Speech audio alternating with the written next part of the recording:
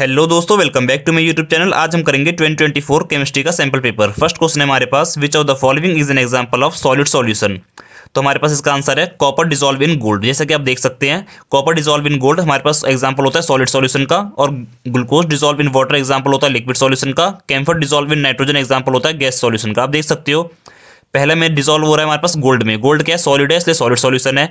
दूसरा जो डिसॉल्व हो रहा है वो वाटर में हो रहा है, वाटर लिक्विड है तो लिक्विड सॉल्यूशन है। तीसरा डिसॉल्व हो रहा है नाइट्रोजन गैस में, इसलिए हमारे पास ये गैस सॉल्यूशन है। सेकंड क्वेश्चन है हमारे पास, value of KH for a gas is. जो हमारे पास KH की वैल्यू है वो डायरेक्टली प्रोपोर्शनल होती है टेम्परेचर के, इनवर्सली प्रोपोर्शनल होती है मोल फ्रैक्शन के, और इनवर्सली प्रोपोर्शनल होती है solubility of gas in liquid के। तो हमारे पास ऑप्शन है KH increase with increase in temperature. जैसे कि आप देख सकते हो जो KH है वो डायरेक्टली प्रोपोर्शनल है टेम्परेचर के। अगर टेम्परेचर बढ़ेगा तो हमारे पास KH की वैल्यू भी बढ़ेगी। नेक्स्ट क्वेश्चन है हमारे पास, व्हाट इज द ऐसा यूनिट ऑफ कंडक्टिविटी। तो कंडक्टिविटी की यूनिट होती है साइमन पर मीटर और पर ओम पर मीटर। साइमन को ही हम बोलते हैं पर ओम या ओम इनवर्स। तो हमारे पास इसका आंसर हो गया साइमन पर मीटर, साइमन पर मीटर। और हमें एक और आंसर लिखा है ऐसा यूनिट ऑफ रेजिस्टिविटी। अगर हमसे रेजिस्टिविटी का ऐसा यूनिट पूछा होता तो हम क्या लिखते? ओम मीटर। और सेल कांस्टेंट का ऐसा यूनिट पूछा होता तो हम लिखते पर मीटर। नेक्स्ट क्वेश्चन है हमारे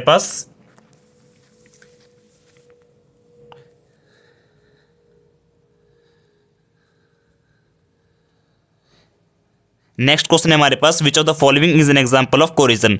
तो फर्स्ट ऑप्शन है tarnishing of silver. Tarnishing of silver का मतलब होता है सिल्वर पे जो ब्लैक लेयर जम जाती है। अगला है हमारे पास रस्टिंग ऑफ आयरन, और अगला है हमारे पास green coating on copper. Copper पे जो ग्रीन कोटिंग हो जाती है।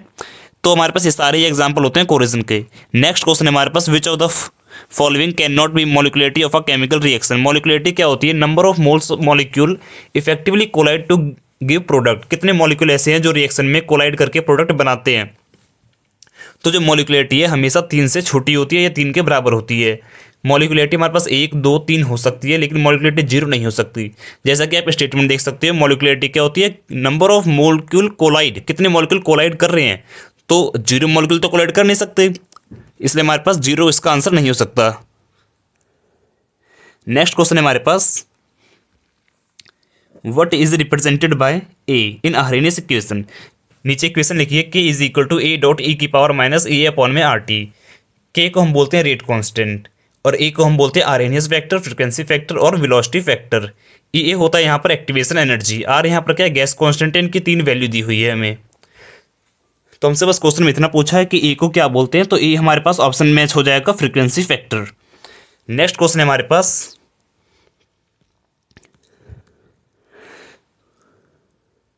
विच of the following does not exhibit variable oxidation state. कौन सा एलिमेंट ऐसा है जो कि वेरिएबल ऑक्सीडेशन स्टेट शो नहीं करता। तो हमारे पास ऑप्शन में स्कैंडियम, कॉपर, टाइटेनियम और आयरन। तो हमारा आंसर हो जाएगा स्कैंडियम। स्कैंडियम हमेशा +3 ऑक्सीडेशन स्टेट शो करता है। 2 एलिमेंट और लिखे हैं जो कि हमें वेरिएबल ऑक्सीडेशन स्टेट शो नहीं करते, वो है हमारे पास जिंक और अगला है कैडमियम। ये भी वेरिएबल ऑक्सीडेशन स्टेट शो नहीं करते। ओके, तो ऑप्शन के हिसाब से हमारा आंसर हो जाएगा स्कैंडियम 3 पॉजिटिव। नेक्स्ट क्वेश्चन है हमारे पास, which of the following is a coordination compound of cobalt. तो इसका आंसर है हमारे पास vitamin B12 is an example of coordination compound. जो हमारे पास विटामिन B12 है उसमें जो कोबाल्ट होता है वो नेक्स्ट क्वेश्चन है हमारे पास, which of the following is an example of coordination compound of cobalt. तो विटामिन B12 जो एग्जांपल है कोऑर्डिनेशन कंपाउंड ऑफ कोबाल्ट का। क्लोरोफिल जो एग्जांपल है कोऑर्डिनेशन कंपाउंड ऑफ मैग्नीशियम का। हीमोग्लोबिन जो एग्जांपल है वो है हमारे पास आयरन का कोऑर्डिनेशन कंपाउंड होता है। नेक्स्ट क्वेश्चन है हमारे पास, फिंकलस्टीन रिएक्शन में किस कैटलिस्ट या किस रेजेंट का यूज़ किया जाता है। तो उसका नाम है NaI, जिसे हम बोलते हैं सोडियम आयोडाइड। और यहाँ पर जो एसीटोन है वो एज अ कैटलिस्ट काम करता है। फिंकलस्टीन रिएक्शन एक हेलोजन एक्सचेंज मेथड है। नेक्स्ट क्वेश्चन है हमारे पास, which of the following has the lowest boiling point. किसका बॉइलिंग पॉइंट सबसे कम होता है। तो जो बॉइलिंग पॉइंट है उसका कंसेप्ट क्या है, पहले देखो। बॉइलिंग पॉइंट डायरेक्टली प्रोपोर्शनल होता है हाइड्रोजन बॉन्डिंग के। बॉइलिंग पॉइंट डायरेक्टली प्रोपोर्शनल होता है मॉलिक्यूलर मास के, और इनवर्सली प्रोपोर्शनल होता है ब्रांचिंग के। हमारे पास 4 ऑप्शन दिए हैं। पेंटीन 1 ऑल, जो यहाँ पे स्ट्रक्चर फॉर्मूला लिखा हुआ है। नेक्स्ट एग्जांपल हमारे पास N ब्यूटेन। N कहने का मतलब होता है कि स्ट्रेट चेन है। फिर हमारे पास पेंटेनल, फिर और हमारे पास इथॉक्सी इथेन।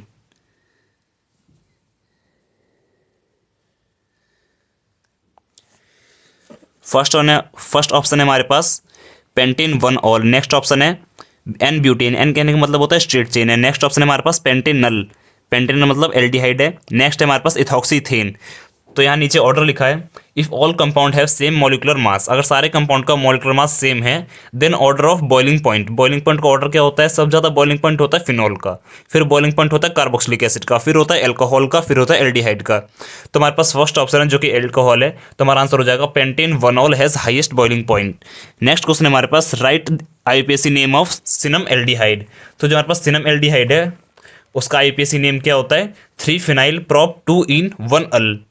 ओके, जैसे कि आप देख सकते हो यहाँ पर हमारे पास फंक्शनल ग्रुप से हम नेमिंग काउंट करेंगे तो 1 2 3, 3 पे क्या है फिनाइल है, एक बेंजीन है, और 2 पे क्या है डबल बॉन्ड है इन, और ये 1 पे क्या अल है एल्डिहाइड, 3 फिनाइल प्रोप 2 इन अल। ओके, नेक्स्ट क्वेश्चन है हमारे पास क्वेश्चन नंबर 12।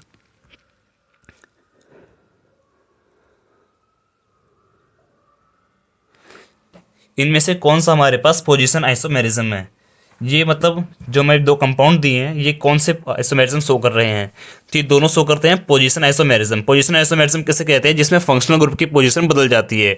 जैसे कि आप देख सकते हो यहाँ पर जो NH2 एक फंक्शनल ग्रुप है जो कि प्रेजेंट है भी पहली पोजीशन पे, लेकिन यहाँ पर दूसरी पोजीशन पे है, तो इसलिए ये दोनों कंपाउंड आपस में क्या है, पोजिशनल आइसोमेरिज्म है। एक बार इनका कंसेप्ट देखो आप, चेन आइसोमेरिज्म क्या होता है, जिसमें कि चेन छोटी बड़ी हो जाती है। जैसे किस वाले कंपाउंड में हमारे पास 4 कार्बन है मेन चेन में, लेकिन यहाँ पर क्या है हमारे पास 3 कार्बन है मेन चेन में, तो इन्हें हम कहते हैं चेन आइसोमेरिज्म, जिसमें रिंग छोटी बड़ी हो जाती है। नेक्स्ट है हमारे पास पोजीशन आइसोमेरिज्म। पोजीशन आइसोमेरिज्म किसे कहते हैं, जिसमें हमारे पास पोजीशन ऑफ मल्टीपल बॉन्ड या फिर फंक्शनल ग्रुप बदल जाती है। जैसे कि ऊपर वाले में क्या है हमारे पास फंक्शनल ग्रुप की पोजीशन चेंज होगी, वो पहली पोजीशन से दूसरे पे चला गया है, तो इसे हम क्या कहेंगे, पोजीशन आइसोमेरिज्म। एक और एग्जाम्पल देखते हैं पोजीशन आइसोमेरिज्म का। एग्जाम्पल है हमारे पास, जैसे कि आप देख सकते हो यहाँ पर डबल बॉन्ड पहली पोजीशन पे है, लेकिन नेक्स्ट में हमारे पास दूसरी पोजीशन पे है, तो ये हमारे पास दोनों आपस में कैसे हैं, पोजीशन आइसोमेरिज्म है, क्योंकि यहाँ पर मल्टीपल बॉन्ड की पोजीशन बदल गई है। एक और एग्जाम्पल लिया है, जो OHO पहली पोजीशन पे जबकि यहाँ पर दूसरी पोजीशन पे है, तो ये दोनों भी आपस में पोजीशन आइसोमेरिज्म है। नेक्स्ट हमारे पास फंक्शनल आइसोमेरिज्म किसे कहते हैं, जिसमें फंक्शनल ग्रुप बदल जाता है। जैसे कि देख सकते हो ये हमारे पास C2H5OH के एल्कोहल होता है, OH का मतलब इसी चीज़ को हम ऐसा लिख सकते हैं CH3OCH3। फॉर्मूला देख लो, 2 कार्बन है, यहाँ भी 2 कार्बन है, 5 और 1 6 हाइड्रोजन है, यहाँ पर भी 6 हाइड्रोजन है, और यहाँ 1 ऑक्सीजन है 1 ऑक्सीजन है, लेकिन ये अल्कोहल है और ये ईथर है, तो इसे हम कहते हैं फंक्शनल आइसोमेरिज्म, जिसमें मॉलिक्यूलर फॉर्मूला सेम रहता है लेकिन फंक्शनल ग्रुप डिफरेंट हो जाता है, प्रॉपर्टी डिफरेंट हो जाती है। नेक्स्ट है हमारे पास कि जो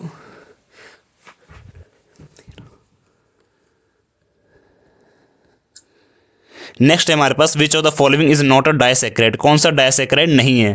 तो एक बार एग्जांपल देख लो आप, मोनोसैकेराइड कौन कौन से होते हैं, ग्लूकोज, फ्रक्टोज, गैलेक्टोज और राइबोज, और हमारे ऑप्शन में राइबोज दिया है। राइबोज क्या है हमारे पास, मोनोसैकेराइड का एग्जांपल है, तो हमारा क्वेश्चन क्या है, विच of the following not a disaccharide, disaccharide नहीं है, तो आंसर है हमारे पास राइबोज। तो आप इस एग्जाम्पल को याद रखना।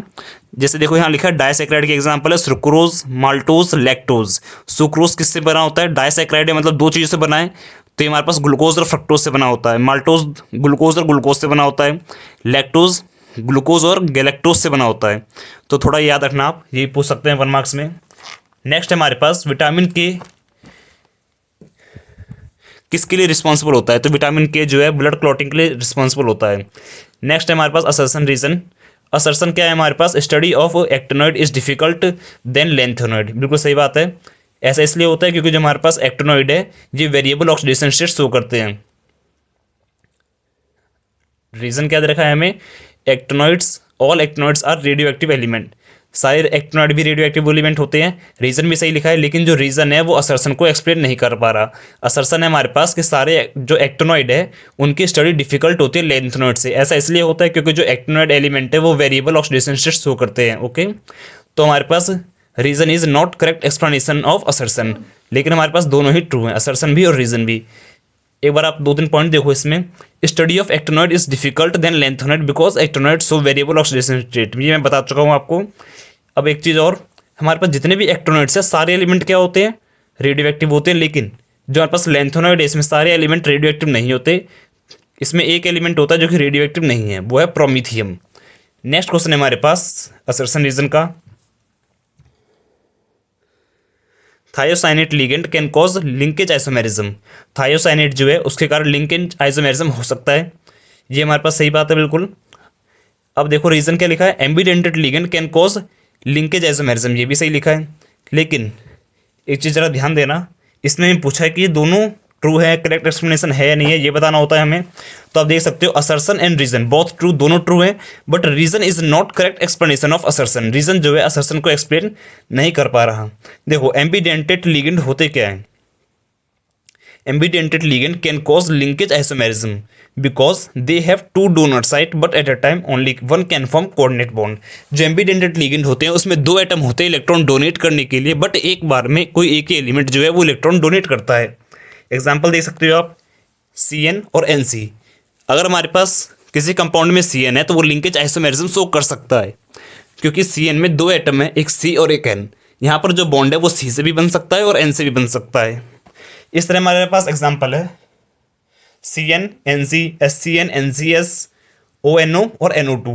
यहाँ पर जो लिखा है हमारे पास थायोसाइनेट, उसे हम कहते हैं SCN। ओके, नेक्स्ट क्वेश्चन है हमारे पास 17। ये भी असर्शन रीजन क्या है? Alcohol are readily soluble in water. Alcohol जो है वाटर में सॉल्युबल होता है, बिल्कुल सही है। रीजन दे रखा है इसका alcohol form hydrogen bonding with water, ये भी सही है हमारे पास। तो आंसर क्या हुआ? Assertion and reason both true and reason is correct explanation of assertion. Next है हमारे पास 18 क्वेश्चन। असर्शन दे रखा है when nucleotide is linked to phosphoric acid we got a nucleoside. जो न्यूक्लियोटाइड है वो लिंक्ड होता है फॉस्फोरिक एसिड से और न्यूक्लियोसाइड बनाता है, ऐसा नहीं होता, उल्टा होता है इसका। न्यूक्लियोसाइड जब फॉस्फोरिक एसिड से रिएक्शन करता है तब जाके वो बनता है न्यूक्लियोटाइड। यहाँ उल्टा लिखा है, तो असर्शन हमारे पास हो गया गलत। रीजन देखते हैं, reason are joint together by, जो हमारे पास रीजन में क्या दे रखा है? Nucleotide are joint together by phosphodiester bond, बिल्कुल सही है, रीजन हमारे पास सही है। अब नेक्स्ट करते हैं 2 मार्क्स वाले question. Question number 19, difference between ideal and non ideal solution. Ideal solution किसे कहते हैं? जो रोल्स लॉ को ऑबे करता है। नॉन आइडियल जो रोल्स लॉ को ऑबे नहीं करता। सेकंड पॉइंट है आइडियल सॉल्यूशन में no change in enthalpy occurs, energy में कोई चेंज नहीं आता। अगर हम दो सॉल्यूशन को मिलाते हैं तो एनर्जी में कोई चेंज नहीं आता, तो डेल्टा जी 0 होता है। लेकिन हमारे पास नॉन आइडियल में क्या होता है? Change in enthalpy not equal to 0, ये 0 के बराबर नहीं होती। एनर्जी या तो रिलीज होती है या तो एब्जॉर्ब होती है in case of non ideal solution. Ideal solution में नेक्स्ट पॉइंट है हमारे पास change in volume on mixing to solution is 0। अगर हम दो सॉल्यूशन को मिला रहे हैं तो उनका वॉल्यूम कांस्टेंट रहेगा। जैसे कि मान लो हमारे पास 1 लीटर दूध है और 1 लीटर पानी, अगर हम इसको मिलाएंगे तो हमारे पास वॉल्यूम 1 लीटर और 1 लीटर को मिलाएंगे तो 2 लीटर हो जाएगा, तो चेंज इन वॉल्यूम 0 है। जबकि नॉन आइडियल सॉल्यूशन में चेंज इन वॉल्यूम 0 नहीं होता। नेक्स्ट है हमारे पास पॉइंट, टोटल प्रेशर बराबर होता है PA प्लस PB के, और P बराबर होता है P नोट एक्स से और P बराबर होता है P naught B X B. P naught यहाँ पर रिप्रेजेंट कर रहा है प्योर प्रेशर को, जबकि हमारे पास नॉन आइडियल में ये बराबर नहीं होते। नेक्स्ट पॉइंट है हमारे पास component of ideal solution can be separated in pure form by fractional distillation. Ideal solution में जो कंपोनेंट होते हैं उनको हम सेपरेट कर सकते हैं, जबकि नॉन आइडियल सॉल्यूशन में उन्हें सेपरेट नहीं कर सकते। एग्जाम्पल है हमारे पास आइडियल सॉल्यूशन का टोलिन एंड बेंजीन। टोलिन में क्या होता है? हमारे पास बेंजीन के ऊपर एक कार्बन लगा होता है और बेंजीन होता ही है नॉर्मली, तो इनमें बस एक कार्बन का डिफरेंस है, इसलिए हम आइडियल सॉल्यूशन कह सकते हैं। नेक्स्ट एग्जांपल है हमारे पास क्लोरोइथेन और ब्रोमोइथेन। जैसा कि आप देख सकते हो दोनों में दो कार्बन है, बस एक एटम का फर्क है, तो इसे भी हम आइडियल सॉल्यूशन कह सकते हैं। अगर हमारे पास किसी एक एटम का फर्क होता है तो हम उसे आइडियल सॉल्यूशन कह सकते हैं। नॉन आइडियल सॉल्यूशन देखते हैं एक बार। एग्जांपल लिया हमने एल्कोहल या फिर एसिड प्लस वाटर, ये हमारे पास नॉन आइडियल सॉल्यूशन का एग्जांपल है, और एल्कोहल प्लस एसीटोन ये भी हमारे पास नॉन आइडियल सॉल्यूशन का एग्जांपल है। नेक्स्ट क्वेश्चन है हमारे पास calculate amount of benzoic acid required to prepare 250 millilitre of 0.15 molarity solution. Calculate करना है बेंजोइक एसिड की क्वांटिटी, कितना बेंजोइक एसिड चाहिए ताकि एक सॉल्यूशन बने जिसका वॉल्यूम है 250 मिलीलीटर और कंसंट्रेशन है 0.15 मोलैरिटी। ओके, तो हमारे पास मोलैरिटी क्या होती है? Number of moles of solid divide by volume of solution in litre. Number of moles क्या होता है? गिवन मास अपन मोलर मास। तो हमने क्या करा, पहले मोलर मास निकाल लिया बेंजोइक एसिड का। बेंजोइक एसिड का फॉर्मूला हमें दे रखा है C6H5COOH। 6 कार्बन है और कार्बन का मास होता है 12, तो हमने क्या लिखा? कार्बन का मास 12 मल्टीप्लाई 6, वहाँ पर हाइड्रोजन कितने हैं? फिर 5 है, तो 5 × 1, हाइड्रोजन का मास 1 होता है। फिर एक कार्बन का मास 12 और 1 है तो मल्टीप्लाई 1। एक ऑक्सीजन का मास होता है 16, 2 ऑक्सीजन है तो मल्टीप्लाई 2, हाइड्रोजन का मास होता है 1। इन सबको ऐड कर दे तो हमारा आ गया 122 ग्राम पर मोल मोलर मास। मोलैरिटी क्या होती है? ऊपर तो फॉर्मूला लिखा है मैंने, number of moles of solute divide by volume of solution in litre. तो हमें मोलैरिटी दे रखी है 0.15 लिख दिया हमने। Number of moles of solute होता है गिवन मास, जो कि मास ऑफ बेंजीन है, डिवाइड बाय मोलर मास। और क्या होता है? वॉल्यूम ऑफ सॉल्यूशन होता है, तो वॉल्यूम ऑफ सॉल्यूशन 250 मिलीलीटर था, लेकिन क्या लिखा हमने लीटर में होना चाहिए, तो 1000 से डिवाइड कर दिया। यहाँ से हमने निकाल लिया mass of benzene. Okay, next question है हमारे पास, फैराडे लॉ ऑफ इलेक्ट्रोलिसिस क्या होता है। फैराडे लॉ ऑफ इलेक्ट्रोलिसिस क्या होता है? Amount of substance deposited electrode is directly proportional to charge pass through the solution.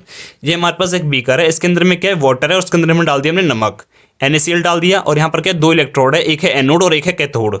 Anode को हमने बैटरी के पॉजिटिव से जोड़ा है, कैथोड को हमने बैटरी के नेगेटिव से जोड़ा है। अब क्या होगा, हमारे पास सॉल्यूशन में हमने क्या डाला है, Na डाला है।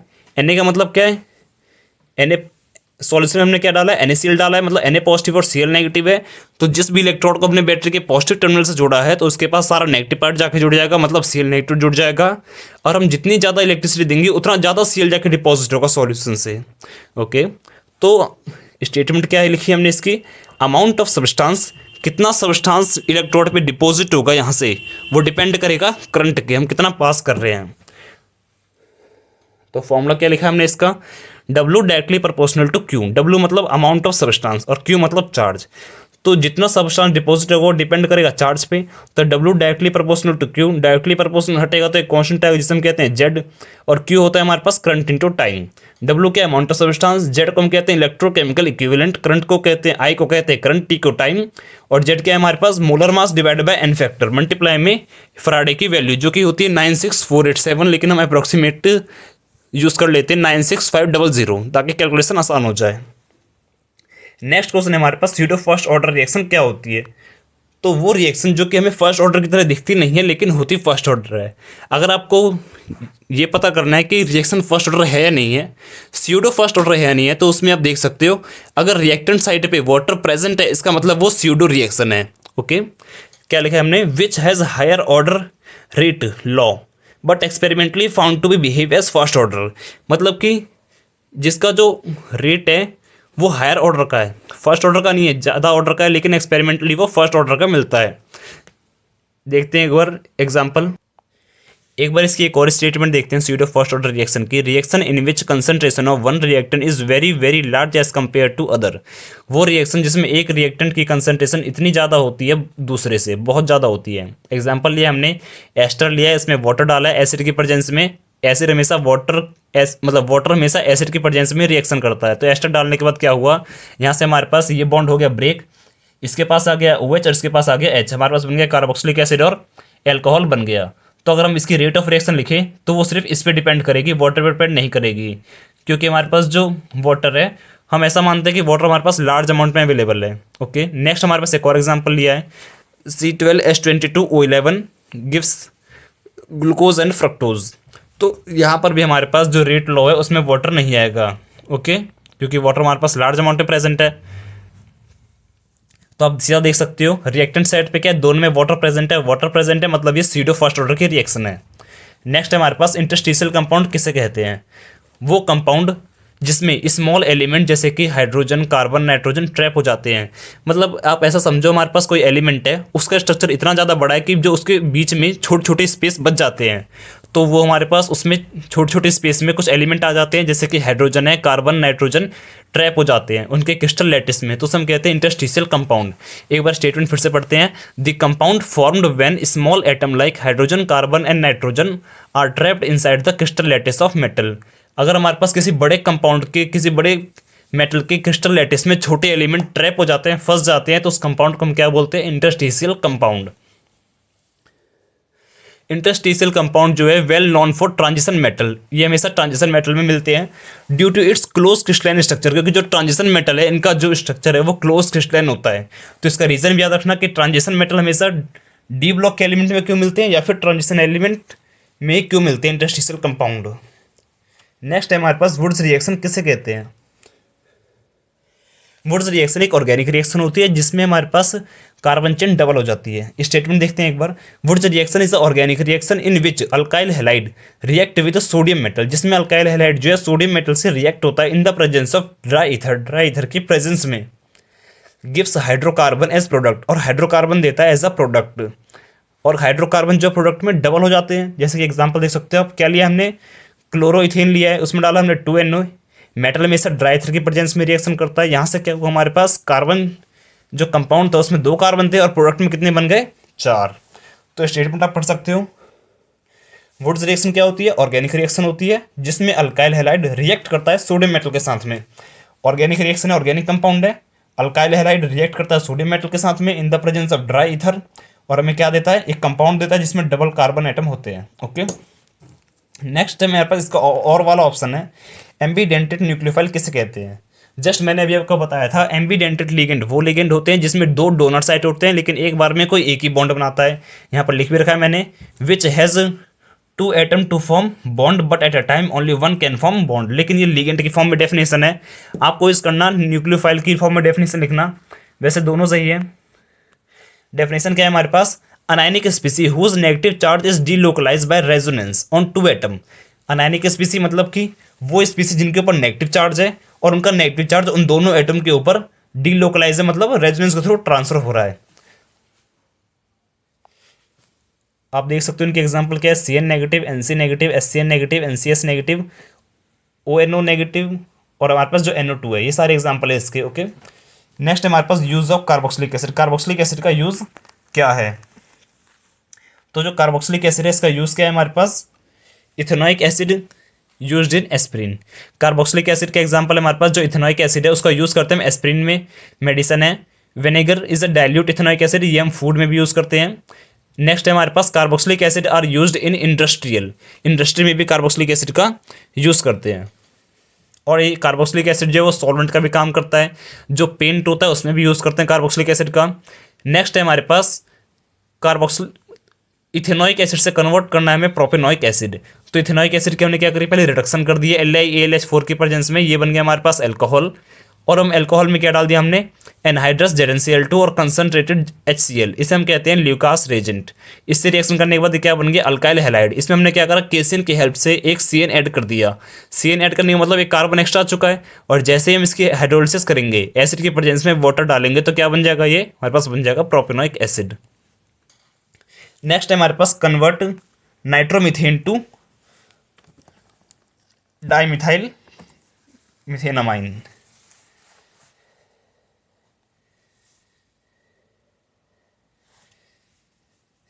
नेक्स्ट है हमारे पास nitromethane to dimethyl amine. Nitromethane में हमने क्या करा, SnHCl डाल दिया जिसे हम कहते हैं स्टेफन रिएक्शन। ये डालते हैं हमारे पास नाइट्रो क्या बन गया, अमाइन बन गया, मिथेन अमाइन हो गया। अब ये इसमें हमने डाला CH3Cl3 और QH डाल दिया बेसिक मीडियम में। रिएक्शन करते ही ये हमारे पास क्या बन जाएगा, यहाँ से एक CN यहाँ पर आके जुड़ जाएगा, N के पीछे एक CN आ जाएगा। उसके बाद हमने क्या डाला, इसमें डाल दिया LiAlH4H पॉजिटिव। तो यहाँ पर बन गया हमारे पास जो हमें चाहिए था, जो CH3CHCl3 और KOH है, हीट कर रहे हैं हम। इस रिएक्शन को हम आइसोसाइनाइड टेस्ट भी कहते हैं या फिर कार्बाइलमाइन टेस्ट भी कहते हैं।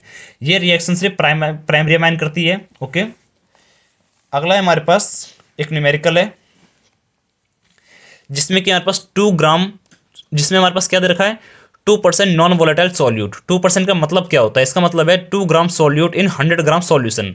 हमारे पास सॉल्यूट प्लस सॉल्वेंट मिला के क्या बनता है, सॉल्यूशन बनता है। सॉल्यूट प्लस सॉल्वेंट मिला के क्या बनता है, सॉल्यूशन बनता है। तो अगर हमारे पास सॉल्यूट 2 ग्राम है तो सॉल्वेंट क्या हो जाएगा, 98 ग्राम। यहाँ माइनस करके लिख रखा है, मास ऑफ सॉल्वेंट 100 - 2 98 ग्राम। हमें दे रखा है vapour pressure of solution, question में गिवन है 1.004 जिसको हमने लिया है P। और vapour pressure of pure water क्या है हमारे पास, 1.01325 बार। ये आपको याद होना चाहिए, vapour pressure of pure water 1.01325 बार, जिसे हमने लिखा पी नॉट। फॉर्मूला क्या होता है, P naught minus P divide by P naught is equal to XB। XB क्या रिप्रेजेंट कर रहा है, mole fraction of solute. Mole fraction of solute का फॉर्मूला क्या होता है, number of moles of solute divide by total moles, Na plus NB। यहाँ पर जो Na प्लस NB है ये बराबर होगा Na के, क्योंकि जो NB है वो बहुत लेस अमाउंट में। आप देख सकते हो NB क्या रिप्रेजेंट कर रहा है, number of moles of solute. Solute कितना है हमारे पास, बस 2 ग्राम में, और सॉल्वेंट कितना है, 98 ग्राम्स है। ओके, इसलिए हम क्या करेंगे, NB को नेग्लेक्ट कर देंगे नीचे से। तो अब इसको जरा न्यूमेरिकल सॉल्व करते हैं। हमने लिखा भी है number of moles of solute divide by number of moles of solute, जो बहुत कम है number of moles of solvent से। तो नीचे फॉर्मूले में हमने क्या करा, P naught minus P divide by P naught equal to NB upon में Na। NB को हटा दिया नीचे से क्योंकि वो बहुत नेग्लेजिबल है। जो जो वैल्यू थी उन सारी वैल्यू को यहाँ पुट करते हैं। P नोट क्या था 1.01325 और जो P था वो था 1.004। सारी वैल्यू हमने डाल दी। यहाँ से सॉल्व करके जो हमारे पास मोलर मास आ जाएगा 40.239। ओके, आपको नंबर ऑफ मोल्स का फॉर्मूला याद होना चाहिए। नंबर ऑफ मोल्स होता है given mass upon molar mass, वही हमने लगाया है नंबर ऑफ मोल्स की जगह पे। नेक्स्ट है हमारे पास जब टेम्परेचर 298 केल्विन है तो रेट ऑफ रिएक्शन हमें बोल रखा है के ले लिया हमने अपनी मर्जी से। लेकिन जैसे ही टेम्परेचर 10 डिग्री सेल्सियस बढ़ाया हमने 298 से हमने टेम्परेचर कर दिया 308, 10 डिग्री सेल्सियस जैसे टेम्परेचर बढ़ाया हमने 10 केल्विन, तो रेट ऑफ रिएक्शन क्या होगी, डबल हो गई। शुरुआत में जो भी थी लेकिन 10 डिग्री बढ़ाते ही रेट ऑफ रिएक्शन डबल होगी। क्वेश्चन में ऐसा लिखा है। और आर जो हमारे पास 8.314 होता है, हमें बोला एक्टिवेशन एनर्जी निकालो। तो हमारे पास इक्वेशन क्या होती है, जो कि एक आर्हेनियस इक्वेशन है, log K2 divide by K1 equal to EA upon में 2.303 R ब्रैकेट में T2 minus T1 divide by T1 T2। तो हमारे पास K2 पता है जो कि 2K दे रखा है, और K1 पता है जो कि K दे रखा है। इसकी वैल्यू जैसे हम यहाँ पुट करेंगे, K से K कट जाएगा, यहाँ पर क्या EA अपॉन में ये सारी वैल्यू पुट कर देंगे हम, टेम्परेचर T2 टेम्परेचर T1, इसको सॉल्व करेंगे, ये आएगा हमारे पास। और इसको जैसे हम उधर भेजेंगे तो हमारे पास EA की वैल्यू आ जाएगी, एक्टिवेशन एनर्जी 52.9 किलो जूल पर मोल। नेक्स्ट क्वेश्चन है हमारे पास, डिस्प्रपोर्शनेशन रिएक्शन क्या होती है। वो रिएक्शन जिसमें एक ही एलिमेंट का ऑक्सीडेशन हो और उसी एलिमेंट का रिडक्शन हो। जैसे कि आप एग्जांपल में देख सकते हो, एग्जांपल लिया हमने H2O2, इससे क्या बन रहा है 2H2O प्लस O2 बन रहा है। यहाँ पर हमारे पास ऑक्सीजन के ऊपर क्या -1 चार्ज है। इस तरीके से देख सकते हो, जो H2O2 उसका स्ट्रक्चर क्या होता है, O, H और H। यहाँ पर हाइड्रोजन पे एक पॉजिटिव तो ऑक्सीजन पे एक नेगेटिव, हाइड्रोजन पे एक पॉजिटिव तो ऑक्सीजन पे एक नेगेटिव। तो यहाँ पर क्या ऑक्सीजन पे एक नेगेटिव है, लेकिन वाटर में क्या ऑक्सीजन पे 2 नेगेटिव है। और ऑक्सीजन पे क्या होता है, 0 होता है O2 के ऊपर। तो जो भी एलिमेंट अपने नेचुरल स्टेट में होते हैं उनके ऊपर चार्ज क्या होता है, 0 होता है। जैसे O2 नेचर में O2 के फॉर्म में रहता है तो इसके ऊपर 0 चार्ज है, N2 के ऊपर 0 चार्ज है। कोई भी मेटल जैसे सोडियम है, Na रहता है ये नेचर में, तो इसके ऊपर भी 0 चार्ज है। तो आप देख सकते हो यहाँ पर एक ही एलिमेंट जो कि ऑक्सीजन है, ऑक्सीजन का क्या हो रहा है, रिडक्शन हो रहा है। रिडक्शन मतलब चार्ज कम हो गया, -1 से -2, एक और कम हो गया, तो यहाँ पर हुआ है ऑक्सीजन का रिडक्शन, जबकि यहाँ पर हो रहा है ऑक्सीजन का ऑक्सीडेशन। तो अगर किसी रिएक्शन में एक ही एलिमेंट का ऑक्सीडेशन हो और उसी का रिडक्शन हो तो उस रिएक्शन को कहते हैं हम डिस्प्रपोर्शनेशन रिएक्शन। नेक्स्ट है हमारे पास एक और एग्जांपल लिया है हमने, H3PO2। H3PO2 में हमारे पास फॉस्फोरस के ऊपर चार्ज है +1, एक ऑक्सीजन पे होता है -2, 2 ऑक्सीजन पे हो गया -4, एक ऑक्सीजन पे -2, 2 ऑक्सीजन पे -4, और यहाँ पर एक हाइड्रोजन पे होता है 1 प्लस। निकालते हैं हम, एक हाइड्रोजन पे 1 प्लस, 3 हाइड्रोजन है तो 3, फॉस्फोरस पे चार्ज मान लिया हमने x, और एक ऑक्सीजन पे -2, 2 ऑक्सीजन है तो 2 से मल्टीप्लाई कर दिया। पूरा कंपाउंड कैसा न्यूट्रल है तो बराबर में 0, यहाँ से x की वैल्यू आ जाएगी हमारे पास +1। तो फॉस्फोरस के ऊपर चार्ज क्या है, +1 है, जबकि यहाँ पर एक हाइड्रोजन पे 1 पॉजिटिव होता है तो 3 हाइड्रोजन पे 3 पॉजिटिव, तो 3 फॉस्फोरस पे क्या हो जाएगा, 3 नेगेटिव। उसके बाद है हमारे पास 2H3PO3। यहाँ पर हमारे पास सेम हम इस तरीके से इस पर भी चार्ज निकाल लेंगे जो कि +3 आ रहा है। आप देख सकते हो यहाँ पर फॉस्फोरस पे क्या +1 है, +1 से हो गया ये -3, चार्ज क्या हो गया, कम हो गया, तो यहाँ पर वो रिडक्शन। यहाँ पर +1 से हो गया +3, यहाँ पर हो गया ऑक्सीडेशन। तो यहाँ पर एक एलिमेंट का ऑक्सीडेशन और उसी का रिडक्शन हो रहा है, तो ये भी रिएक्शन हमारे पास एग्जाम्पल है डिस्प्रपोर्शनेशन रिएक्शन की। एक और एग्जाम्पल देखते हैं इसका,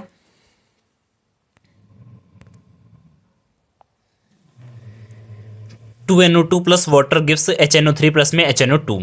ये तीनों आपको रिएक्शन याद होनी चाहिए। यहाँ पर हमारे पास नाइट्रोजन पे चार्ज कितना है, +4 है, आप निकाल सकते हो। नाइट्रोजन पे चार्ज मान लिया x, एक ऑक्सीजन पे -2 तो 2 ऑक्सीजन पे -4 और बराबर 0। तो यहाँ से x की वैल्यू क्या हो जाएगी, +4 हो जाएगी, मतलब नाइट्रोजन पे +4 चार्ज है, जबकि अगले कंपाउंड में हमारे पास नाइट्रोजन पे कितना है, +5 है। नाइट्रोजन +4 से गया +5, चार्ज इंक्रीज हुआ है, इसका मतलब यहाँ पर हुआ है ऑक्सीडेशन। जबकि अगले कंपाउंड में क्या है, नाइट्रोजन का चार्ज हो गया +3, इसका मतलब क्या है, चार्ज कम हुआ है, 4 से हो गया 3, तो यहाँ पर हुआ है रिडक्शन।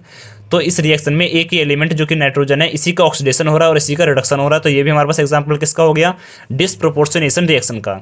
इसी का और पार्ट है हमारे पास, K2Cr2O7 को बनाने के लिए जो भी स्टेप्स लगते हैं वो लिखो। K2Cr2 जो है हमारे पास क्रोमाइट और से बनता है, ये आपको याद होना चाहिए, ये भी पूछ सकते हैं। तो K2Cr2O7 को बनाने के लिए हमें जो भी स्टेप्स है वो लिखने हैं। तो स्टेप फर्स्ट क्या होता है, preparation of sodium chromate. Step first में हम पहले क्या करते हैं, सोडियम क्रोमेट बनाते हैं क्रोमाइट और से। स्टेप 2 में क्या करते हैं, हम सोडियम क्रोमेट को कन्वर्ट करते हैं सोडियम डाइक्रोमेट में। और स्टेप 3 में क्या करते हैं, हम सोडियम डाइक्रोमेट को कन्वर्ट करते हैं पोटासियम डाइक्रोमेट में। बस ये 3 स्टेप्स लिख लेते हैं हमें। नेक्स्ट है हमारे पास, halo arene are less reactive towards nucleophilic substitution reaction. ऐसा क्यों होता है, तो देखो जो हेलो अरीन है वो लेस रिएक्टिव होते हैं टुवर्ड्स न्यूक्लियोफिलिक सब्स्टिट्यूशन रिएक्शन, क्योंकि जो हेलो अरीन है उसमें पार्शियल डबल बॉन्ड करेक्टर होता है between halogen and carbon atom. जैसे कि आप देख सकते हो यहाँ पर रेजोनेंस में यहाँ पर आ गया partial double bond character. Halogen और जो बेंजीन का कार्बन है इसके बीच में क्या डबल बॉन्ड है, और डबल बॉन्ड को तोड़ना मुश्किल होता है, ज़्यादा एनर्जी की रिक्वायरमेंट होती है। आप एक बार स्टेटमेंट पढ़ लो, halo arene are less reactive towards nucleophilic substitution reaction because partial double bond character formed between halogen and carbon of benzene. और ऐसा होने पे क्या होता है, quite difficult difficult to break partial double bond. Partial double bond को break करना थोड़ा मुश्किल हो जाता है। और पार्शियल डबल बॉन्ड जो है फॉर्म होता है, पार्शियल डबल बॉन्ड क्यों बनता है? ड्यू टू रेजोनेंस, क्योंकि जो हमारे पास क्लोरीन है उसके ऊपर लोन पेयर प्रेजेंट है, और लोन पेयर है तो वो रेजोनेंस करता है प्लस आर इफेक्ट से। जैसे कि आप देख सकते हो फर्स्ट स्ट्रक्चर ड्रॉ किया हमने हेलोरिन का, यहाँ पर क्या क्लोरीन के पास 3 लोन पेयर है, चाहे कितने भी लोन पेयर हो रेजोनेंस एक ही लोन पेयर करता है। तो जैसे ये लोन पेयर नीचे आएंगे, यहाँ पर क्या होगा, इस वाले कार्बन ने 4 बॉन्ड बना रखे हैं, 1 2 3 4, एक कार्बन जो है 4 ही बॉन्ड बनाता है। लेकिन जैसे ही ऊपर से लोन पेयर है नीचे एक और बॉन्ड बन के 5 बॉन्ड बन जाएंगे, तो ऐसा नहीं हो सकता। तो क्या होगा, जो डबल बॉन्ड है ये यहाँ से शिफ्ट होकर यहाँ पर आ जाता है। जैसे ही डबल बॉन्ड शिफ्ट होता है वो नेगेटिव चार्ज बन जाता है। जो भी एटम अपने लोन पेयर देता है उसके ऊपर क्या आ जाता है, प्लस चार्ज आ जाता है, क्योंकि उसने अपने लोन पेयर दे दिए, 2 इलेक्ट्रॉन किसी को दे दिए, मतलब उस पर क्या आ गया, अब प्लस आ गया। अब ये नेगेटिव चार्ज जैसे ही नीचे आएगा इस वाले कार्बन के 5 बॉन्ड बन जाएंगे, तो हम इस वाले डबल बॉन्ड को उठा के यहाँ से यहाँ रखना पड़ेगा। जैसे कि आप देख सकते हो 1 2 3 बॉन्ड है, लेकिन इसके पास एक हाइड्रोजन भी है। बेंजीन में हर कार्बन के पास एक हाइड्रोजन अवेलेबल होता है। तो 1 2 3 4 बॉन्ड है, जैसे ही नेगेटिव चार्ज नीचे आएगा तो यहाँ पर क्या होगा, डबल बॉन्ड 5 बॉन्ड बन जाएंगे, जिसके लिए इस डबल बॉन्ड को यहाँ से यहाँ पर शिफ्ट करना पड़ता है। ऐसा होने के बाद सेम यहाँ पर हम नेगेटिव चार्ज को यहाँ से यहाँ नीचे ट्रांसफर करेंगे तो इसके 5 बॉन्ड बन जाएंगे, तो हमें इसको यहाँ से यहाँ शिफ्ट करना पड़ेगा, यहाँ नेगेटिव हो जाएगा। इस नेगेटिव को यहाँ से यहाँ शिफ्ट करेंगे तो इस वाले कार्बन के 5 हो जाएंगे, तो इस वाले डबल बॉन्ड को वापस हम ऊपर शिफ्ट कर देंगे। तो स्ट्रक्चर हमारे पास इस तरीके से बन गया। आप देख सकते हो दोनों में हल्का सा डिफरेंस है। यहाँ पर इस वाले कंपाउंड में क्या है, यहाँ पर कोई बॉन्ड नहीं है, लेकिन इस वाले कंपाउंड में यहाँ पर बॉन्ड है। अगली बार क्या है, यहाँ पर कोई बॉन्ड नहीं है लेकिन इसमें यहाँ पर बॉन्ड है। इसका मतलब क्या है, जो ये अंदर वाले 3 लाइन है या 3 इलेक्ट्रॉन है, 6 इलेक्ट्रॉन है, ये अंदर रोटेट हो रहे हैं, तो इसलिए हम इसको इस तरीके से डिनोट करते हैं। ये जो 5 स्ट्रक्चर है ये रिप्रेजेंट कर रहे हैं हमारे पास रेजोनेटिंग स्ट्रक्चर, और जो लास्ट वाला स्ट्रक्चर है ये रिप्रेजेंट कर रहा है हाइब्रिड स्ट्रक्चर। रेजोनेंस इसलिए करते हैं हम ताकि कंपाउंड को स्टेबिलिटी मिल जाए। कोई भी एक कंपाउंड कहीं भी सारी प्रॉपर्टी शो नहीं कर पाता, इसलिए हमें करना पड़ता है रेजोनेंस। जैसे कि आप देख सकते हो ये इन सब की प्रॉपर्टी अकेला शो कर सकता है, इसे हम कहते हैं हाइब्रिड स्ट्रक्चर, और इन सबको कहते हैं रेजोनेटिंग स्ट्रक्चर। तो आपको पता चल गया कि जो हेलोअरीन है वो लेस रिएक्टिव क्यों होता है, क्योंकि यहाँ पर पार्शियल डबल बॉन्ड करेक्टर होता है। नेक्स्ट क्वेश्चन है हमारे पास, give a chemical test to distinguish primary secondary and tertiary amine. हमारे पास प्राइमरी सेकेंडरी और टर्शियरी अमाइन है, इन तीनों को हमें डिस्टिंग्विश करना है, सेपरेट करना है, पता लगाना है कि कौन सा प्राइमरी है, कौन सा सेकेंडरी है, कौन सा टर्शियरी है। तो क्या करें, तो हम इसके लिए क्या करेंगे, हिंसबर्ग टेस्ट होता है। Hinsberg test is used to distinguish primary secondary and tertiary amine. इसका यूज ही हम करते हैं इन तीनों अमाइन को सेपरेट करने के लिए। और जो हिंसबर्ग साइंटिस्ट है इसने एक रिएजेंट दिया था जिसको कहते हैं बेंजीन सल्फोनिल क्लोराइड। इसका स्ट्रक्चर ऐसा होता है हमारे पास, बेंजीन सल्फोनिल क्लोराइड इसका रिएजेंट है। अब जरा देखते हैं कि किस तरीके से ये प्राइमरी सेकेंडरी टर्शियरी अमाइन को डिस्टिंग्विश कर सकते हैं हम। जैसे कि आप देख सकते हो प्राइमरी अमाइन में अगर हम डालते हैं benzene sulphonyl chloride, primary amine में जैसे हम डालते हैं बेंजीन सल्फोनिल क्लोराइड, तो हमारे पास क्या होता है, अमाइन से एक H और यहाँ से एक Cl, HCl बाहर हो जाता है और ये दोनों आके जुड़ जाते हैं। ये जो कंपाउंड है ये हमारे पास बेस में सॉल्युबल होता है, बेस मतलब अल्काली। क्या लिखा है हमने, the product form on reaction of primary amine with benzene sulphonyl chloride is soluble in alkali, alkali में सॉल्युबल होता है।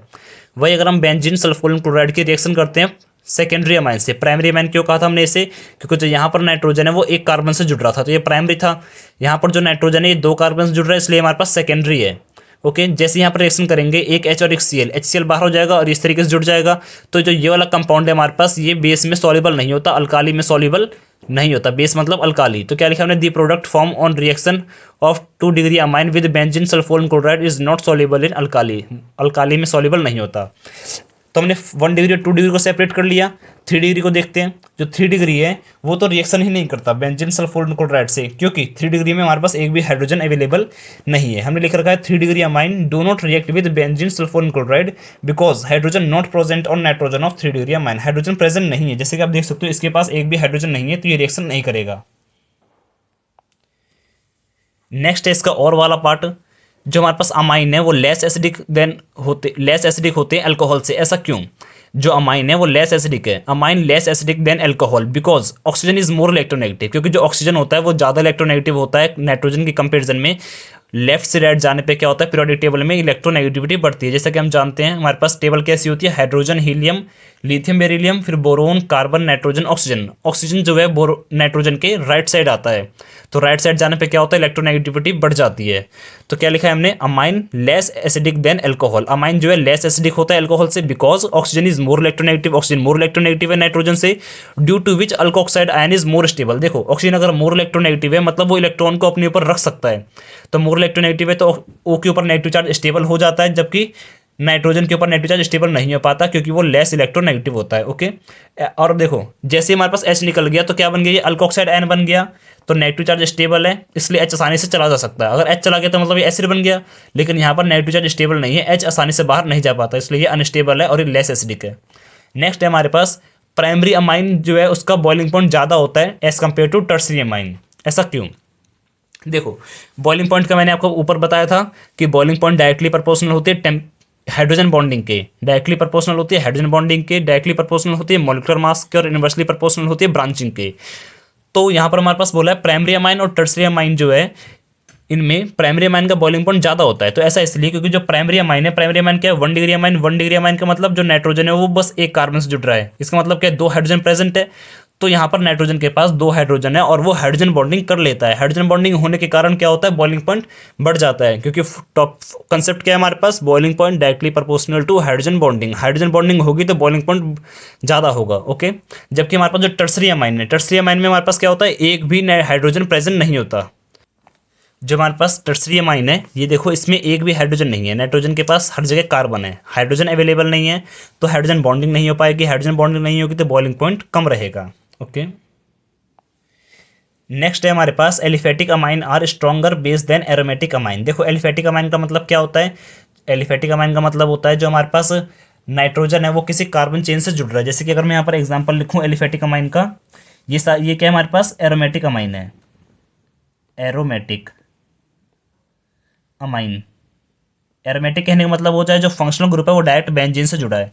और अगर मैं लिखूँ एलिफेटिक अमाइन, तो एलिफेटिक अमाइन क्या होता है, जो हमारे पास फंक्शनल ग्रुप है वो किसी कार्बन चेन से जुड़ा हुआ है। जैसे कि हमारे पास ये लिखूँ मैं CH3 CH2 और ये NH2। जैसे कि आप देख सकते हो यहाँ पर जो हमारे पास NH2 है वो कार्बन चेन से जुड़ा है, तो ये हमारे पास एलिफेटिक अमाइन है। जो कार्बन चेन है अल्काइल ग्रुप है, ये इलेक्ट्रॉन डोनेटिंग होती है, इलेक्ट्रॉन देते हैं, और बेस क्या होते हैं, जो इस इलेक्ट्रॉन आसानी से डोनेट कर सके। यहाँ पर अगर नाइट्रोजन अपना लोन पेयर किसी को दे देगा तो नाइट्रोजन पे क्या आ जाएगा, प्लस चार्ज आ जाएगा, और इसको प्लस को कम करने के लिए यहाँ पर 2 कार्बन लग रहे हैं जो किसी इलेक्ट्रॉन देंगे, इलेक्ट्रॉन दे देंगे, इसका प्लस खत्म हो जाएगा, स्टेबल हो जाएगा। जबकि हमारे पास ये क्या है, जैसे ही लोन पेयर ये अपना किसी को दे देगा, तो एक चीज़ ध्यान देना, एक बार फिर से बताता हूँ मैं आपको, ये जो हमारे पास एलिफेटिक अमाइन है इसमें क्या है, नाइट्रोजन जैसे ही अपना लोन पेयर किसी को भी देगा तो लोन पेयर देने के बाद एलिमेंट पे क्या आ जाता है, प्लस चार्ज आ जाता है। अभी मैंने आपको रेजोनेंस में बताया था, जैसे ही इस पे प्लस चार्ज आएगा ये दोनों कार्बन जो कि अल्काइल ग्रुप है, अल्काइल ग्रुप क्या होते हैं, इलेक्ट्रॉन डोनेटिंग होते हैं, इलेक्ट्रॉन डोनेट करेंगे प्लस आई इफेक्ट से, जैसे ही इलेक्ट्रॉन देंगे तो इसका प्लस खत्म हो जाएगा और ये स्टेबल हो जाएगा। ओके, जबकि यहाँ पर क्या है, नाइट्रोजन के पास जो लोन पेयर है ये बेंजीन के साथ रेजोनेंस कर लेगा, सेम एज हेलोरिन में जैसा हुआ था, तो ये रेजोनेंस कर लेगा तो इसके पास लोन पेयर बचेंगे नहीं किसी को देने के लिए, और अगर लोन पेयर बचे नहीं तो ये बेस कैसा, क्योंकि बेस वही होता है जो लोन पेयर डोनेट कर सके। तो हमने डेफिनेशन क्या लिखी है, aliphatic amine are stronger base than aromatic amine because lone pair of nitrogen atom in aromatic amine participate in resonance. जो एलिफेटिक अमाइन है स्ट्रॉन्गर बेस होता है एरोमेटिक अमाइन से, क्योंकि जो नाइट्रोजन है उसका लोन पेयर जो है एरोमेटिक अमाइन में वो बेंजीन के साथ क्या कर रहा है, रेजोनेंस कर रहा है। रेजोनेंस करेगा तो इसके पास लोन पेयर बचेंगे नहीं देने के लिए, इसलिए हमारे पास वीक बेस होता है एरोमेटिक अमाइन। नेक्स्ट क्वेश्चन हमारे पास थोड़ा स्टेटमेंट वाला है, ध्यान सुनना। इस क्वेश्चन को करने में हमेशा बच्चे गलती करते हैं। तो सबसे पहले आपको क्या करना है, इस पूरे क्वेश्चन को, ये बहुत बड़ा पैराग्राफ क्वेश्चन होता है, इस क्वेश्चन को करने के लिए पहले आपको इसका स्ट्रक्चर ड्रॉ कर लेना है अच्छे से। क्वेश्चन है हमारे पास, एक कंपाउंड है जिसका मॉलिक्यूलर फॉर्मूला है C6H6O। ये रिएक्शन करता है FeCl3 से और एक कलर देता है, मतलब एक कंपाउंड देता है जिसका कुछ ना कुछ कलर होता है। ओके, फिर जब हम इसी कंपाउंड को A को रिएक्शन करते हैं CO2 के साथ में, NaOH के साथ में 400 केल्विन पे, तो कंपाउंड मिलता है B। ऐसा स्टेटमेंट में लिखा है क्वेश्चन की।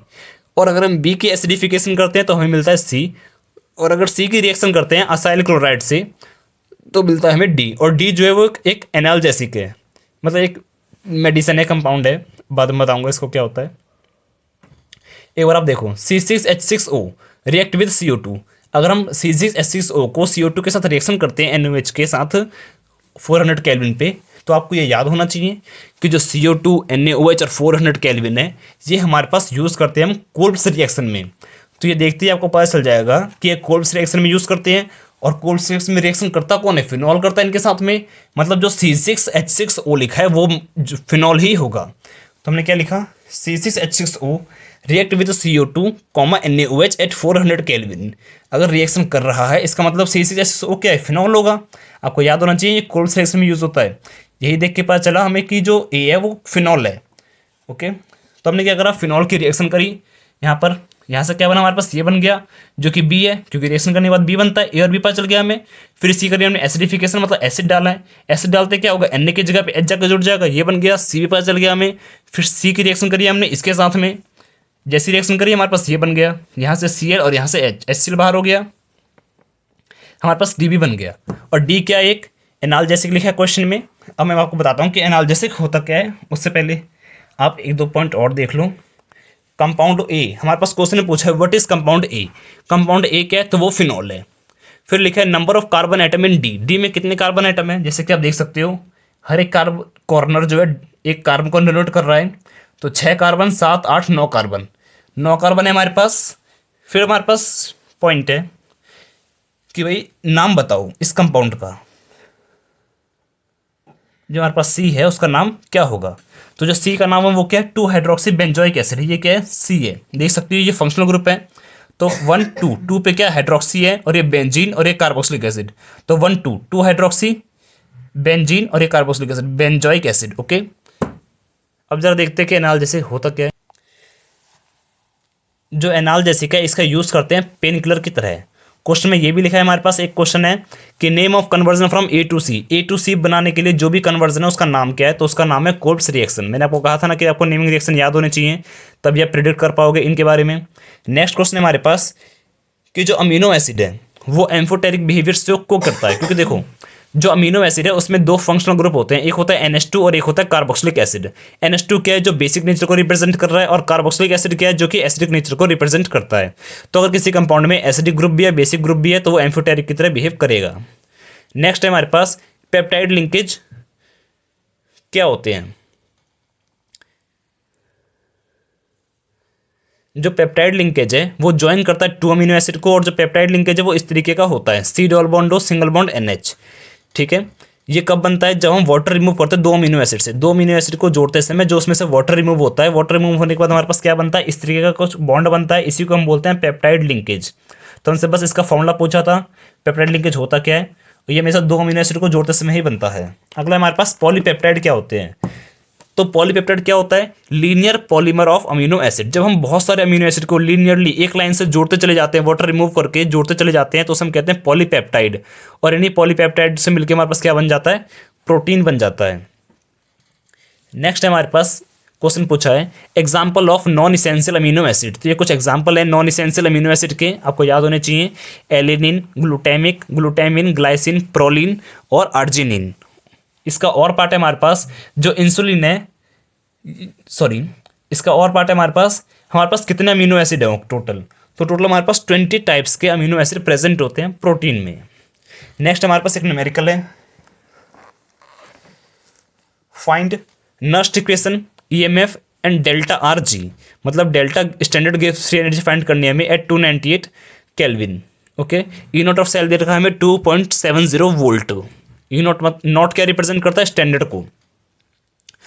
हमें सेल रिएक्शन भी दे रखी है, इसकी सेल रिप्रेजेंटेशन मैग्नीशियम से बन रहा है Mg2 पॉजिटिव। ये इससे क्या पता चलता है, मैग्नीशियम से बना Mg2 पॉजिटिव और कॉपर 2 पॉजिटिव से बना कॉपर। ये जो ब्रैकेट में लिखा है ये मैग्नीशियम 2 पॉजिटिव की कंसंट्रेशन है। ओके, तो आप देख सकते हो मैग्नीशियम से क्या बना Mg2 पॉजिटिव, तो मैग्नीशियम को मैंने यहाँ लिखा है और Mg2 पॉजिटिव को यहाँ लिखा है। फिर यहाँ लिखा है कॉपर 2 पॉजिटिव से बना कॉपर, मतलब कॉपर 2 पॉजिटिव रिएक्टेंट के इस साइड होगा रिएक्शन के, तो कॉपर 2 पॉजिटिव से बना कॉपर। इन दोनों को हमने इस तरीके से लिख दिया यहाँ पे। फिर देखो यहाँ पर हमारे पास चार्ज का कितना चेंज हो रहा है, मैग्नीशियम पे यहाँ पर 0 चार्ज है। कोई भी एलिमेंट अगर अपने नेचुरल स्टेट में होता है तो उसके ऊपर चार्ज कितना होता है, 0। तो यहाँ पर 0 चार्ज है, यहाँ पर 2 चार्ज है, चेंज कितने का आया, 2 का। तो यहाँ पर n की वैल्यू क्या हो गई, 2 हो गई। मैं आपको बताऊंगा n का यूज़ कहाँ करना है।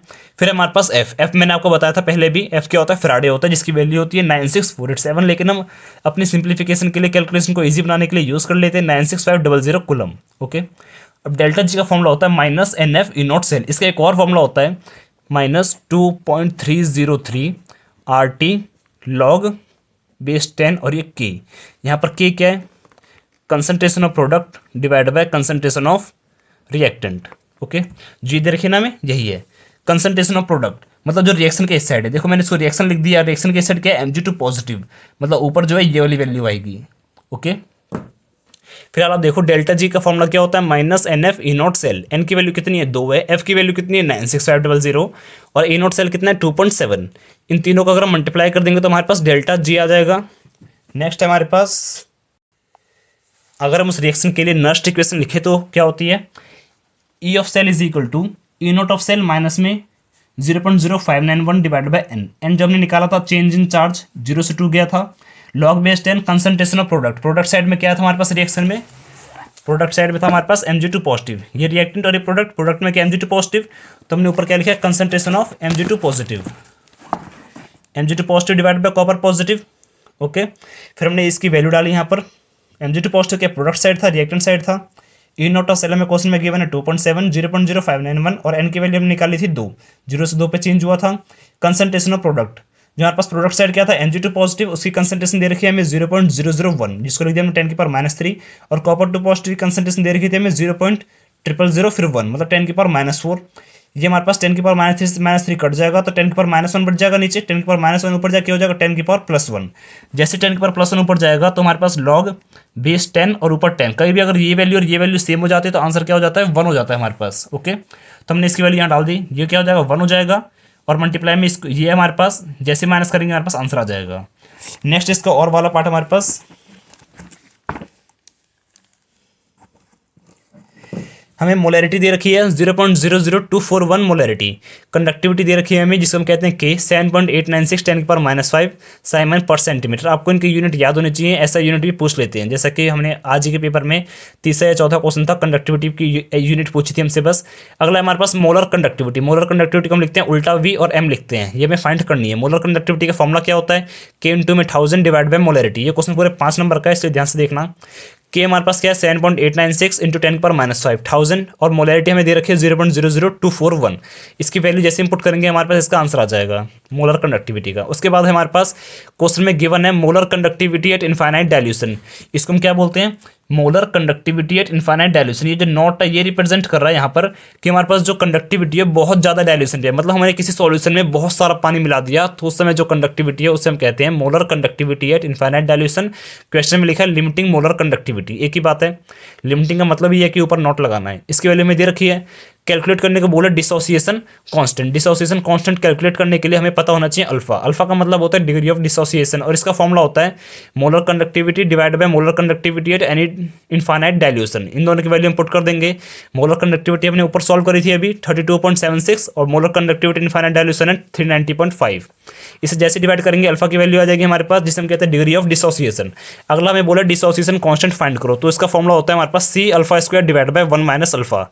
C हमारे पास कंसंट्रेशन जो कि क्वेश्चन में गिवन है, अल्फा हमने अभी सॉल्व कर लिया, यहाँ पुट करते ही हमारे पास आ जाएगा K, जिसे हम कहते हैं डिसोसिएशन कांस्टेंट। इन तीनों फॉर्मूला को याद रखना, पहला मोलर कंडक्टिविटी K × में 1000 divide by molarity, second degree of dissociation molar conductivity divide by molar conductivity at infinite dilution, and third है हमारे पास dissociation constant is equal to में C α² divide by 1 minus alpha. C यहाँ पर molarity होती है। Next question हमारे पास हमें फाइंड करनी है oxidation state of central metal atom. जैसे कि आप देख सकते हो एक कॉम्प्लेक्स कंपाउंड है। कॉम्प्लेक्स कंपाउंड क्यों कह रहा हूँ मैं इसे, क्योंकि यहाँ पर स्क्वायर ब्रैकेट है। स्क्वायर ब्रैकेट जहाँ पर भी आ जाए वो कंपाउंड क्या होगा, कॉम्प्लेक्स होगा। यहाँ पर हमें बोला है ऑक्सीडेशन स्टेट निकालनी है सेंट्रल मेटल एटम की। सेंट्रल मेटल एटम का ऑक्सीडेशन स्टेट कितना है, ऑक्सीडेशन नंबर कितना है, तो हमें सेंट्रल मेटल एटम पे निकालना। मैंने अभी आपको कुछ देर पहले H3PO2 का ऑक्सीडेशन स्टेट निकाल के बताया था। हमें जिस भी एलिमेंट में का ऑक्सीडेशन स्टेट निकालना होता है उसे हम X मान लेते हैं और बाकी सबको डाल लेते हैं। हमें निकालना है कोबाल्ट का ऑक्सीडेशन स्टेट, उसको मैंने मान लिया X। वाटर पे चार्ज होता है 0, एक CN पे होता है -1, और जो इथेन 1,2 डायमीन है उस पर चार्ज होता है 0। EN को हम बोलते हैं इथेन 1,2 डायमीन। यहाँ से और पूरे डब्बे के ऊपर क्या +2 है, मतलब बराबर में +2, तो यहाँ से X की वैल्यू क्या हो जाएगी +3, तो ऑक्सीडेशन नंबर ऑफ कोबाल्ट क्या हो गया +3। नेक्स्ट है हमारे पास COBr2EN2 ऊपर पॉजिटिव है। कोबाल्ट पे चार्ज निकालना हमें तो X मान लेंगे, 1 Br पे 1 माइनस, 2 Br तो 2 से मल्टीप्लाई कर दिया, और EN मैंने जस्ट अभी बताया इस पे 0 चार्ज होता है और डब्बे के ऊपर +1 है तो बराबर में 1, तो यहाँ से X की वैल्यू क्या हो जाएगी +3, तो ऑक्सीडेशन नंबर ऑफ कोबाल्ट क्या हो गया +3 हो गया। नेक्स्ट है हमारे पास PtCl4 ऊपर 2 माइनस है। Pt पे चार्ज निकालना है तो हमने X मान लिया, 1 Cl पे -1, 4 Cl है तो 4 से मल्टीप्लाई कर दिया, और इक्वल टू में -2 क्योंकि बॉक्स पे -2 चार्ज है। यहाँ से X की वैल्यू क्या होगी +2, तो ऑक्सीडेशन नंबर ऑफ प्लेटिनम हो गया +2। नेक्स्ट है हमारे पास K3FeCN6। हमें आयरन पे चार्ज निकालना है, 1 पोटासियम पे होता है 1, 3 पोटासियम में तो हमने 3 से मल्टीप्लाई कर दिया, उसके बाद हमें आयरन पे चार्ज निकालना है, उसको हमने मान लिया x, 1 CN पे होता है -1, मैंने पहले कंपाउंड में बताया था 6 CN है तो 6 से मल्टीप्लाई कर दिया, और बराबर में बॉक्स के ऊपर कोई चार्ज नहीं है तो बराबर में 0, यहाँ से x की वैल्यू आ गई हमारे पास +3। Okay, oxidation number of iron क्या हो गया हमारे पास +3। नेक्स्ट है हमारे पास CrNH3Cl3, Cr पे चार्ज निकालना है, x मान लिया। अमोनिया क्या होता है, न्यूट्रल होता है तो 0 चार्ज, 1 Cl पे -1, 3 Cl तो 3, और बॉक्स पे कोई चार्ज नहीं है तो बराबर में 0, यहाँ से x की वैल्यू होगी +3, तो ऑक्सीडेशन नंबर ऑफ क्रोमियम क्या हो गया 3 हो गया। अब देखो यहाँ पर एक पॉइंट लिखा है, charge on central metal atom is also called primary valency, इसे प्राइमरी वैलेंसी भी कहते हैं। मतलब अगर इनमें से कोई सा भी एक कंपाउंड देख के मैं आपसे पूछता प्राइमरी वैलेंसी क्या होगी, तो आप क्या करते हैं, सेंट्रल मेटल एटम पे चार्ज निकाल देते हैं। इसका और वाला पार्ट देखते हैं। इसका जो और वाला पार्ट है वो क्वेश्चन कुछ इस तरीके से हमारे पास कि ये दो कंपाउंड है, दो कॉम्प्लेक्स कंपाउंड है, एक है NaCN4 ऊपर 2 नेगेटिव और एक है NaCl4 ऊपर 2 नेगेटिव। इन दोनों में से हमें ये बताना है कि जो ये वाला कंपाउंड है ये हमारे पास स्क्वायर प्लेनर है और डायमैग्नेटिक है, जबकि ये वाला कंपाउंड जो है ये हमारे पास पैरामैग्नेटिक और टेट्राहेड्रल है। ऐसा क्यों? तो ध्यान दो, ये हमारे पास कॉम्प्लेक्स चैप्टर का VBT थ्योरी है, एक बार ध्यान सुनना किस तरीके से सॉल्व करना है। अगर आप ये कर लिया आपने तो ये 5 नंबर में भी क्वेश्चन आता है, जैसे कि आप देख सकते हो ये 5 नंबर का ही है। क्वेश्चन क्या है हमारे पास, NaCN4 ऊपर 2 नेगेटिव दे रखा है, लेट चार्ज ऑन निकल, हमने कर लिया निकल पे चार्ज किया x है, जैसे कि हम हर बार करते हैं, ऊपर भी किया था। तो यहाँ पर हमने क्या करा, निकल के ऊपर चार्ज निकाल लिया। उसके बाद हमें क्या करना है, निकल की लिखनी है कॉन्फ़िगरेशन। निकल कितने नंबर पे आता है, निकल आता है हमारे पास 28 नंबर पे। ओके, तो हमने 28 की कॉन्फ़िगरेशन लिख ली, आर्गन 18 और 3d8 4s2 4p0। अब देख सकते हो 18 और 8 26 और ये 2 28 हो गए। फिर हमारे पास निकल पे चार्ज कितना आया था +2, x की वैल्यू 2 आई थी, हमने लिख दिया निकल 2 पॉजिटिव, 2 इलेक्ट्रॉन निकाल दिए। इलेक्ट्रॉन हमेशा s से निकलेंगे पहले, तो ऐसे हमने 2 इलेक्ट्रॉन निकाल दिए। इलेक्ट्रॉन निकालने के बाद हमने 3d में 8, d ऑर्बिटल में 5, d क्या 5 ऑर्बिटल होते हैं, 5 ऑर्बिटल बना दिए हमने, और 2 इलेक्ट्रॉन 8 इलेक्ट्रॉन इसके अंदर में। तो हमने क्या करा, पहले इलेक्ट्रॉन हाफ फिल्ड करें पूरे, फिर 3 हमने फुली फिल्ड करें। पहले इलेक्ट्रॉन को हाफ फिल्ड करना होता है, जब पूरा हाफ फिल्ड हो जाता है फुली फिल्ड करते हैं हम। इलेक्ट्रॉन भर दिया हमने, फिर हमने लिखा NaCN4। CN क्या है हमारे पास, स्ट्रॉन्ग फील्ड लिगेंड है। CN क्या है, स्ट्रॉन्ग फील्ड लिगेंड है। ये लिगेंड अगर कहीं पर भी प्रेजेंट होगा तो वो क्या करेगा, इलेक्ट्रॉन को पेयर कर देगा। ओके, तो जो हमारे पास CN है ये स्ट्रॉन्ग फील्ड लिगेंड है, जैसे ही आएगा ये इलेक्ट्रॉन यहाँ से यहाँ पर ट्रांसफर हो जाएगा। इलेक्ट्रॉन यहाँ से यहाँ पर पेयर हो चुका है, ये भी इलेक्ट्रॉन यहाँ पहुँच गया, ये वाला बॉक्स क्या हो गया, खाली हो गया। यहाँ पर मैंने क्रॉस क्यों लगाया है, इस क्रॉस से ये पता चलता है कि जो CN है, CN एक लिगेंड है और इसने अपने लोन पेयर यहाँ पर दिए हैं।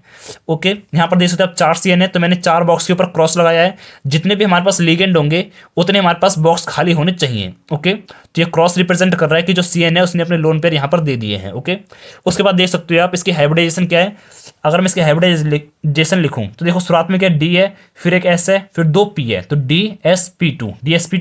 DsP2 की हमारे पास ज्योमेट्री क्या होती है, स्क्वायर प्लेनर होती है। DsP2 की ज्योमेट्री क्या होती है, स्क्वायर प्लेनर होती है। इसमें एक भी अनपेयर्ड इलेक्ट्रॉन प्रेजेंट नहीं है, आप देख सकते हो। जो ये तो खाली है हमारे पास, इसमें क्या है, CN ने अपने लोन पेयर दिए हैं, तो हमें इसको नहीं देखना, हमें बस इसे देखना है। इसमें क्या है, एक डब्बे में मैक्सिमम 2 इलेक्ट्रॉन जाते हैं और सारे ऑर्बिटल फील्ड है यहाँ पे। इसका मतलब एक भी अनपेयर्ड इलेक्ट्रॉन नहीं है, अनपेयर्ड इलेक्ट्रॉन नहीं है, इसका मतलब कंपाउंड कैसा है, डायमैग्नेटिक है। अनपेयर्ड इलेक्ट्रॉन होता तो वो क्या होता, पैरामैग्नेटिक होता। जैसे इस एग्जांपल में देखते हैं, इसमें मैंने सबको सेम ही किया है। पहले हमने क्या करा, निकल पे चार्ज मान लिया x, 1 Cl पे -1, 4 Cl तो 4 और बॉक्स के ऊपर -2 है तो -2, यहाँ से x की वैल्यू आ गई +2। निकल के हमने कॉन्फ़िगरेशन लिखी सेम, फिर निकल 2 पॉजिटिव कॉन्फ़िगरेशन लिखी। जो Cl है वो वीक फील्ड लिगेंड है तो इलेक्ट्रॉन को पेयर अप नहीं कर पाएगा, तो इलेक्ट्रॉन एज इट इज रहे। अगर ये एज इट इज रहेंगे तो हमें क्या करना पड़ेगा, हम यहाँ पर 4 Cl है तो मुझे यहाँ पर 4 डब्बे खाली चाहिए, तो 1 S और 3 P, तो इसकी हाइब्रिडाइजेशन क्या होगी, sp3। ज्योमेट्री क्या होगी, टेट्राहेड्रल। अगर DsP2 है तो स्क्वायर प्लेनर और sp3 है तो टेट्राहेड्रल, आपको याद होना चाहिए ये। उसके बाद जो हमारे पास कंपाउंड है वो पैरामैग्नेटिक है, क्योंकि यहाँ पर अनपेयर्ड इलेक्ट्रॉन प्रेजेंट है। अनपेयर्ड का मतलब है एक बॉक्स में एक इलेक्ट्रॉन है, अगर ऐसा हुआ तो हम बोलेंगे अनपेयर्ड इलेक्ट्रॉन है, और अगर अनपेयर्ड इलेक्ट्रॉन है तो वो क्या, पैरामैग्नेटिक है।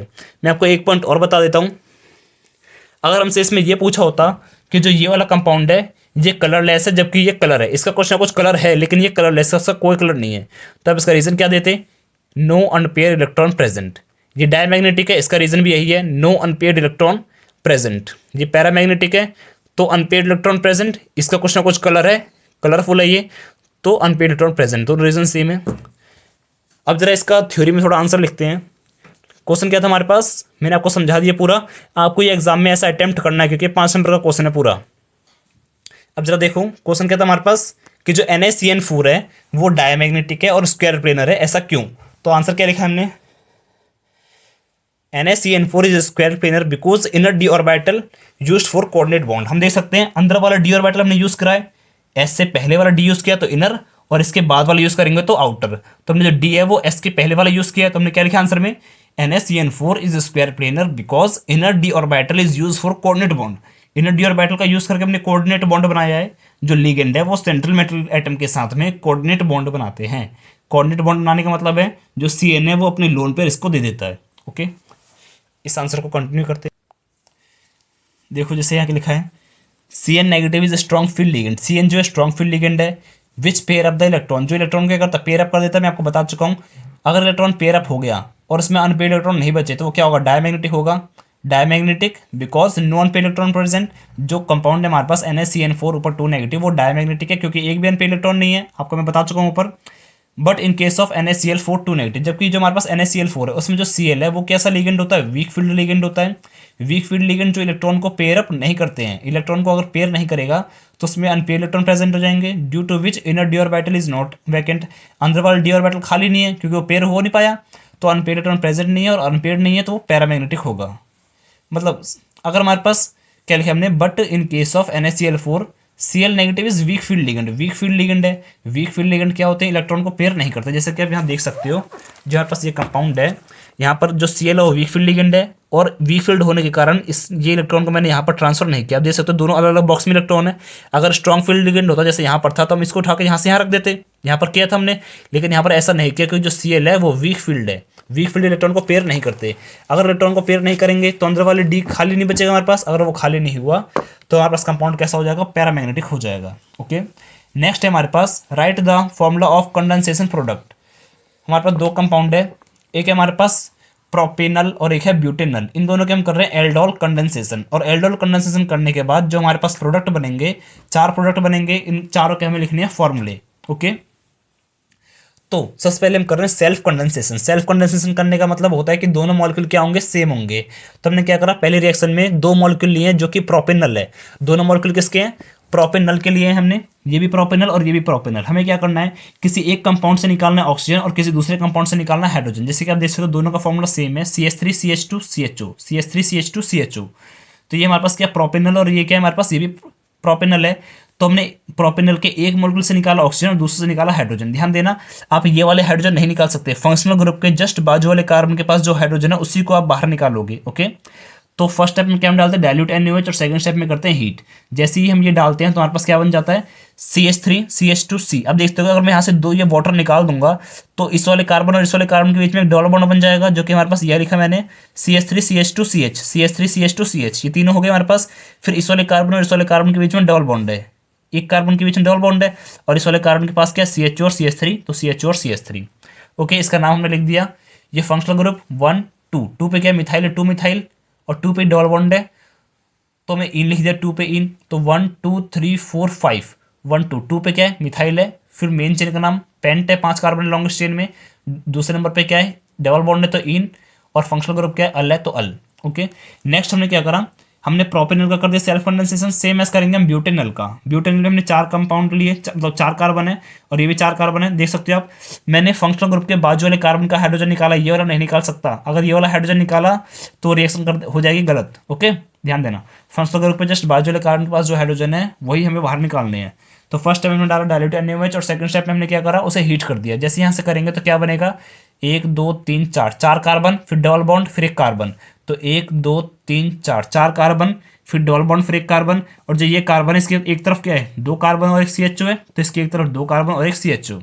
ओके, इसका नाम भी हम लिख देंगे 1 2 3 4 5 6। लॉन्गेस्ट चेन में कितने कार्बन है, 6 हैं, तो 1 2 2 पे क्या है, एक सब्सटीट्यूएंट है, इथाइल है, तो 2 इथाइल, और दूसरे नंबर पे क्या है, डबल बॉन्ड है, 6 कार्बन है तो हेक्स 2, डबल बॉन्ड है दूसरे नंबर पे तो इन, और फंक्शनल ग्रुप क्या है, एल्डिहाइड तो एल। तो ये हो गया हमारे पास सेल्फ कंडेंसेशन, जिससे हमारे पास दोनों मॉलिक्यूल क्या होते हैं, सेम होते हैं। उसके बाद हम कर रहे हैं क्रॉस कंडेंसेशन, जिसमें दोनों मॉलिक्यूल सेम नहीं होते। ओके, हमने क्या करा, एक मॉलिक्यूल ले लिया ब्यूटेनल का और एक मॉलिक्यूल ले लिया हमने प्रोपेनल का। ब्यूटेनल और प्रोपेनल, ध्यान देना, एक बार मैं ब्यूटेनल में से ऑक्सीजन निकाल रहा हूँ। ओके, तो यहाँ से हमने ब्यूटेनल का ऑक्सीजन और प्रोपेनल का हाइड्रोजन, ध्यान देना, फंक्शनल ग्रुप के बाजू वाले कार्बन का हाइड्रोजन निकाल रहे हैं हम।